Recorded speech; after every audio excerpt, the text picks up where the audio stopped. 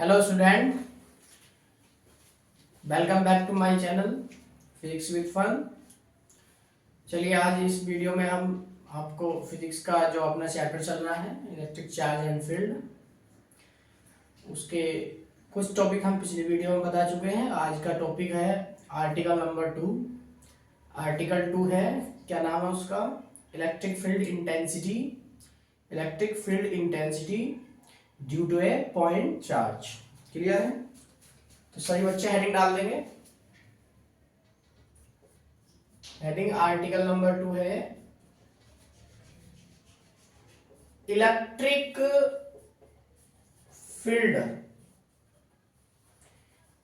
Field intensity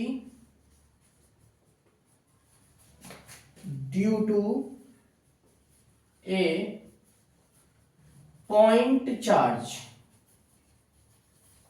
electric field intensity due to a point charge. देखिए कल जो article हमने आपको करवाया था वो था torque acting on electric dipole placed in a uniform electric field. Uniform electric field में रखे हुए इलेक्ट्रिक डाइपोल पर लगने वाला टॉर्क। आज का आर्टिकल है कि किसी पॉइंट चार्ज की हेल्प से हम इलेक्ट्रिक फील्ड इंटेंसिटी कैसे फाइंड कर सकते हैं, क्या उसका फॉर्मूला होगा। तो electric field intensity due to a point charge. Electric field intensity due to मतलब के कारण, किसके कारण, पॉइंट चार्ज के कारण। क्लियर है? तो ध्यान सुनेंगे। Electric field intensity due to a point charge क्या कर सकते हैं हम। देखो मान लिया हमने एक, क्या मान लिया, एक पॉइंट ए है, एक पॉइंट ए है। इस पॉइंट ए पर एक प्लस क्यू चार्ज रखा है। इस पॉइंट ए पर एक प्लस क्यू चार्ज रखा है। अब हमें इलेक्ट्रिक फील्ड इस पॉइंट से कुछ दूरी यानी कि आर, इस पॉइंट से आर डिस्टेंस पे एक पॉइंट पी है, एक पॉइंट पी है। यहां पर हमें इलेक्ट्रिक फील्ड या इलेक्ट्रिक फील्ड की इंटेंसिटी या इलेक्ट्रिक फील्ड की स्ट्रेंथ फाइंड करनी है। कहने का मतलब यह है, ये वाला प्लस क्यू चार्ज जो है आर डिस्टेंस आगे, आर डिस्टेंस की दूरी पर कितना अपना इलेक्ट्रिक फील्ड बनाएगा उसकी वैल्यू हमें कैलकुलेट करनी है। तो याद रखेंगे हमेशा, क्या याद रखेंगे, इलेक्ट्रिक फील्ड की डायरेक्शन निकालने के लिए और इलेक्ट्रिक फील्ड की स्ट्रेंथ निकालने के लिए हमेशा एक टेस्ट चार्ज का सहारा लेना पड़ेगा। हमें याद रखेंगे, जहां भी इलेक्ट्रिक फील्ड की स्ट्रेंथ निकालनी हो या इलेक्ट्रिक फील्ड की डायरेक्शन निकालनी हो, एक टेस्ट चार्ज रख दो वहां पे। टेस्ट चार्ज मैंने आपको पिछली वीडियो में बताया है। टेस्ट चार्ज क्या होता है, वो अपना खुद का फोर्स नहीं बनाता, लेकिन अपना खुद का फोर्स नहीं बनाएगा, लेकिन वो टेस्टिंग के लिए जरूर लिया जाएगा। तो देखो मान लिया हमने, हमें क्या काम करना है, एक पॉइंट ए पे प्लस क्यू चार्ज रखा है, इससे आर डिस्टेंस पे पॉइंट पी है। यहां पर रख देंगे हम एक test charge plus q naught, test charge plus का क्यू नोट। तो अब जरा मुझे एक बात बताओ, ये वाला देखो, ये टेस्ट चार्ज इस पर खुद फोर्स नहीं लगाने का। हाँ ये हो सकता है कि ये वाला चार्ज इस पर फोर्स लगाए, बात भी सही है। एक बात बताओ मुझे कि प्लस क्यू चार्ज इस प्लस क्यू नोट चार्ज पे कैसा फोर्स लगाएगा, बताओ भैया। यो भी प्लस का है और यो भी प्लस का, दोनों चार्ज प्लस के हैं। कैसे चार्ज है, दोनों प्लस के। तो इसका मतलब इन दोनों के बीच में क्या लगेगा, रिपल्सन फोर्स लगेगा। क्या लगेगा, repulsion force. Repulsion force, attraction force लग जाता, लेकिन यहाँ पर अपोजिट चार्ज नहीं है, दोनों सेम चार्ज, सेम चार्ज के बीच में कैसा फोर्स लगता है, रिपल्सन। और रिपल्सन का मतलब मैंने देहाती लैंग्वेज में आपको बताया था कि धक्का देना। तो ये वाला जो चार्ज है, ये चार्ज प्लस का क्यू चार्ज जो है, इस वाले चार्ज को धक्का देगा इधर की ओर, यानी कि रिपल करेगा। क्लियर है? तो अब ध्यान से सुनो, तो ये वाला चार्ज इसको इधर की ओर रिपल्सिव धक्का दे रहा है। क्लियर है?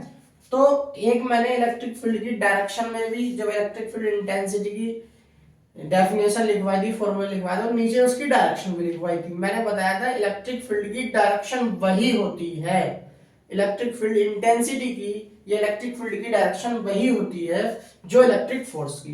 तो अब बताओ ये वाला चार्ज इसको रिपल कर रहा है तो इधर की ओर धक्का दे रहा है, तो इलेक्ट्रिक फोर्स की डायरेक्शन इधर की ओर है, इसका मतलब इलेक्ट्रिक फील्ड की डायरेक्शन भी इधर की ओर होगी। क्लियर है? समझ में आ गई? इलेक्ट्रिक फील्ड इंटेंसिटी या इलेक्ट्रिक फील्ड की डायरेक्शन कैसे निकालते हैं? फोर्स चेक कर लो, अट्रैक्शन है रिपल्सन है, जो फोर्स की डायरेक्शन होगी वही इलेक्ट्रिक फील्ड की डायरेक्शन होगी। क्लियर है? तो अब जरा ध्यान से सुनो, ये हमने इतना काम कर लिया भाई, यहाँ पे इलेक्ट्रिक फील्ड की डायरेक्शन इधर की ओर होगी। क्लियर? ठीक। अब जरा, अब इसमें आर्टिकल में लैंग्वेज लिखेंगे, लेटस लिखेंगे, आप लिखो, मैं बता रहा हूं, लिखो let's consider a point charge Q। Let's consider का आओ चलो मान ले, इसका मतलब ये, let's consider a point charge Q is placed at point A, is placed at point A। Clear है? लिख रहे हैं, is placed at point A। इसके बाद लिखेंगे suppose a point P,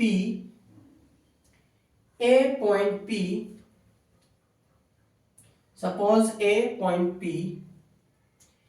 at r distance, small r बनाएंगे, at small r distance from point A।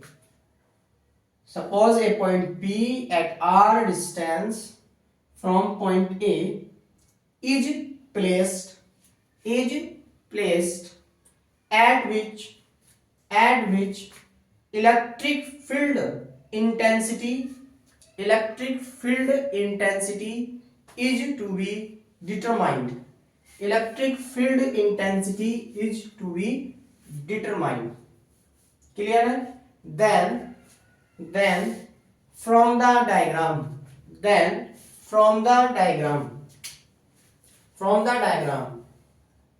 The electric force between plus Q and plus Q not charge. Clear? तो Coulomb के according, Coulomb क्या कहता है कि जब दो charge, शुरू में लिखवाया कूलाम्स लॉ, कि कूलाम्स लॉ ये कहता है कि जब दो चार्ज एक दूसरे से स्मॉल r डिस्टेंस पर रखे हों तो उनके बीच में एक फोर्स लगता है जो इलेक्ट्रिक फोर्स कहलाता है।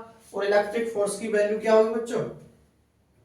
F equal to 1/4 pi epsilon naught, Q1 की वैल्यू होगी Q और Q2 की वैल्यू होगी Q naught into Q naught upon distance का स्क्वायर। क्लियर? ये हो गया force. Now electric field intensity at point P कितनी होगी? फॉर्मूला देखो, E equal to F upon q naught, मैंने एक फॉर्मूला डेफिनेशन में लिखवाया, ये इलेक्ट्रिक फील्ड इंटेंसिटी की डेफिनेशन में है। तो E इक्वल टू एफ की वैल्यू रख दो, कितनी है? 1/4 pi epsilon naught Q into q naught upon R square और अपॉन में क्यू नॉट से क्यू नॉट कैंसिल, तो कितना आएगा? E equal to 1/4 pi epsilon naught Q upon R square, newton per coulomb इसकी यूनिट है। यहां से न्यूटन पर कूलाम इसकी यूनिट आ गई। तो देखो स्टूडेंट, इसमें ये जो आर्टिकल प्रूफ हुआ है आपका, वो इलेक्ट्रिक फील्ड इंटेंसिटी है किसी चार्ज के कारण r डिस्टेंस। क्लियर है? Electric field intensity due to a point charge. अब आगे क्या काम करना है इसमें? अब ये तो हो गई इलेक्ट्रिक फील्ड इंटेंसिटी। अब इसकी वेक्टर फॉर्म अगर देखनी है, क्या देखनी है? In vector form. तो वेक्टर फॉर्म कितनी आएगी? E vector equal to 1/4 pi epsilon naught Q upon R cube और R वेक्टर, ऐसे लिख दो और ऐसा लिख दो। E vector equal to 1/4 pi epsilon naught Q upon R square और R cap. R cap where R cap equal to R vector upon R का मोड, ठीक, newton per coulomb, newton per coulomb. Clear है? इसको note करो। इससे regarding अभी एक दो पॉइंट और लिखूंगा। डायरेक्शन भी लिखनी है, इसकी डायरेक्शन लिखना चाहो ये डायरेक्शन लिख दो। डायरेक्शन, डायरेक्शन में क्या लिखेंगे? अलोंग, अलोंग मतलब के साथ, अलोंग किसके? AP, AP, along AP. Clear है? अलोंग एपी, एपी की डायरेक्शन में, ए पी की डायरेक्शन में, ठीक, इसी डायरेक्शन में, अलोंग एपी। वेक्टर लगा दो क्या? अलोंग एपी, ठीक, डायरेक्शन होगी अलोंग एपी। अब इसके रिगार्डिंग एक पॉइंट और लिखना है, पहले इसको नोट करो। ये आर्टिकल हो गया एक दूसरा।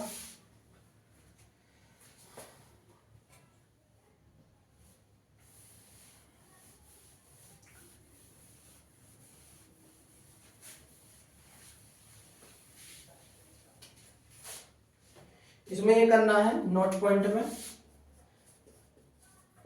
नोट पॉइंट में लिखना है ग्राफ बनाना, ग्राफ, ग्राफ ये बनाना है, ठीक, ये आर हो गई, ये इलेक्ट्रिक फील्ड हो गया आपका। तो इसके बीच का ग्राफ ये आएगा, इसके बीच का ग्राफ ये आएगा बच्चों।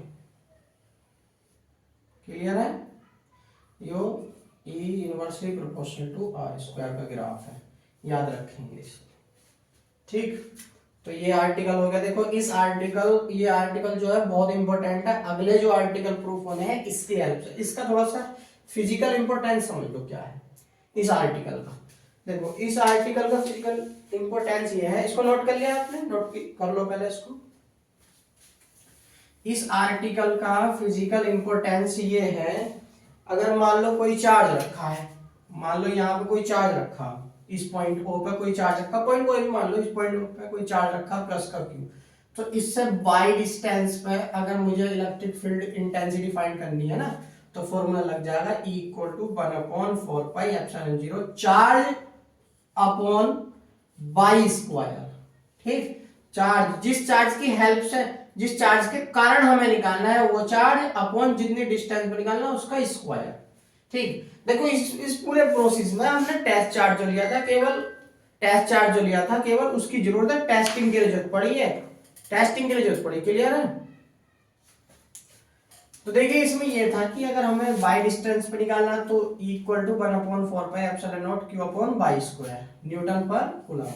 और अगर मान लो टेस्ट चार्ज ये वो सॉरी चार्ज ये रखा है 2q, अगर मान लो हमने 2q चार्ज मान लिया और z डिस्टेंस पे इलेक्ट्रिक फील्ड इंटेंसिटी फाइंड करनी है, तो कितना आंसर आएगा? E equal to 1/4 pi epsilon naught, charge कितना टोटल 2q और डिस्टेंस कितनी z का स्क्वायर न्यूटन पर कूलम। तो ये महत्व है इसका, अगले आर्टिकल में यही फॉर्मूला यूज होगा। क्लियर है?